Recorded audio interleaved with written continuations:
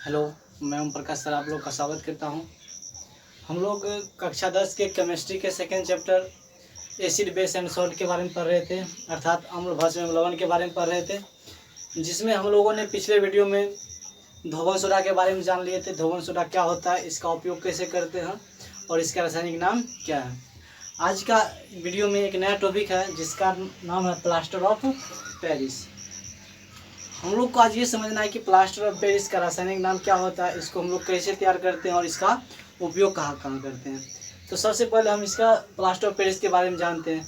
जैसे कि नाम से ही स्पष्ट होता है प्लास्टर, जैसे हम लोग किसी प्रकार का एक्सीडेंट या कहीं टूट फूट जाता है तो उसमें जैसे पट्टी के बांधने में किया जाता है तो उसमें इसका उपयोग किया जाता है प्लास्टर ऑफ पेरिस का।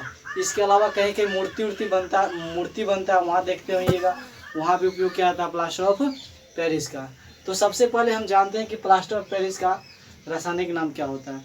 तो इसका प्लास्टर ऑफ पेरिस का रासायनिक नाम कैल्शियम सल्फेट हेमीहाइड्रेट होता है और इसका अनुसूत्र CaSO4 × 1/2H2 होता है। तो आइए हम सबसे पहले इसका रासायनिक नाम अनुसूत्र को लिखते हैं।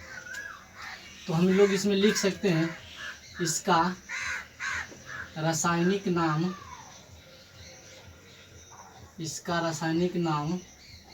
कैल्शियम सल्फेट हेमीहाइड्रेट होता है,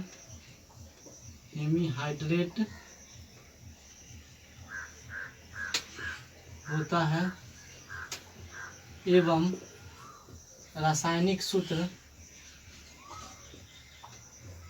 रासायनिक सूत्र CaSO4 × 1/2H2O होता है। हम लोग जान गए हैं कि प्लास्टर ऑफ पेरिस का रासायनिक नाम कैल्शियम सल्फेट हेमीहाइड्रेट होता है एवं इसका रासायनिक सूत्र CaSO4 × 1/2H2O होता है। आखिर हम लोग समझते हैं कि प्लास्टर ऑफ पेरिस को कैसे तैयार किया जाता है, इसको बनाने की विधि क्या है। तो हम आप लोग को बता चुके हैं, जैसे जिप्सम का रासायनिक सूत्र क्या होता है CaSO4 × 2H2O। तो जब जिप्सम को हम लोग 100 डिग्री सेल्सियस पर गर्म करते हैं तो प्लास्टर ऑफ पेरिस प्राप्त होता है। तो बनाने की विधि को हम लोग को एक इक्वेशन से याद रखना है कि किसको गर्म करके किससे प्राप्त किया जाता है। तो प्लास्टर ऑफ पेरिस को तैयार करने के लिए जिप्सम को 120 डिग्री सेल्सियस तक गर्म किया जाता है। तो बनाने की विधि में हमको समझना है, बनाने की विधि में एक चीज़ याद रखना है, जैसे जिप्सम का सूत्र होता है CaSO4 × 2H2O। इसको जब हम लोग 100 डिग्री सेल्सियस पे गर्म करते हैं, 100 डिग्री सेल्सियस पे गर्म करते हैं तो हमको प्लास्टर ऑफ पेरिस प्राप्त होता है CaSO4 × 1/2H2O। तो यहाँ CaSO4 × 2H2O किसका सूत्र हो गया, जिप्सम का।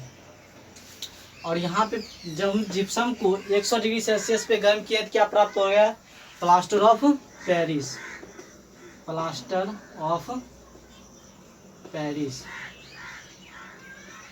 तो इसको लैंग्वेज के रूप में जब हम लोग को लिखना होगा तो हम लोग इतना लिख सकते हैं कि जब जिप्सम का सूत्र क्या है CaSO4 × 2H2O। जब जिप्सम को 100 डिग्री सेल्सियस पर गर्म किया जाता है तो हमको प्लास्टर ऑफ पेरिस प्राप्त होता है। इसको लैंग्वेज के रूप में लिख लेना है। आगे हम लोग इसका उपयोग देखेंगे कि प्लास्टर ऑफ पेरिस का उपयोग कहाँ कहाँ किया जाता है। फिलहाल मिटाते हैं।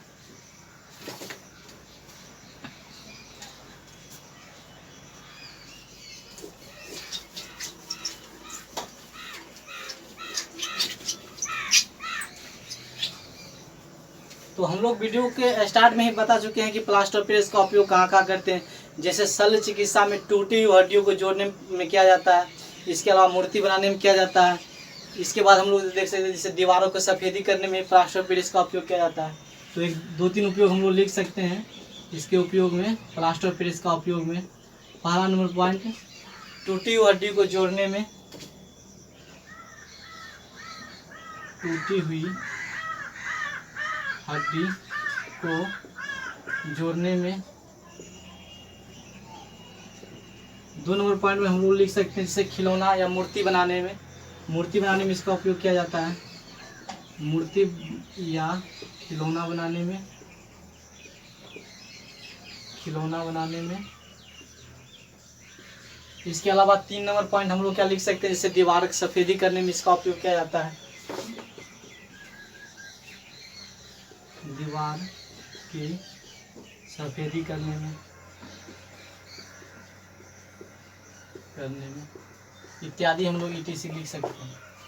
तो प्लास्टर ऑफ पेरिस का आज का वीडियो में था कि प्लास्टर ऑफ पेरिस का रासायनिक नाम क्या होता है, इसका रासायनिक सूत्र क्या होता है और इसका उपयोग हम लोग कहाँ कहाँ करते हैं। तो हम लोग जान चुके हैं प्लास्टर ऑफ पेरिस का रासायनिक नाम कैल्शियम सल्फेट हेमीहाइड्रेट होगा एवं इसका अनुसूत्र CaSO4 × 1/2H2 होता है। हम लोग इसको कैसे बनाते हैं, जब जिप्सम को 100 डिग्री सेल्सियस तक गर्म किया जाता है तो प्लास्टर ऑफ पेरिस प्राप्त होता है। और इसका उपयोग तो अभी देख लिए, टूटी हुई हड्डी को जोड़ने में, मूर्ति या खिलौना बनाने में, इसके अलावा दीवार को सफेदी करने में इत्यादि जब हम लोग उपयोग करते हैं।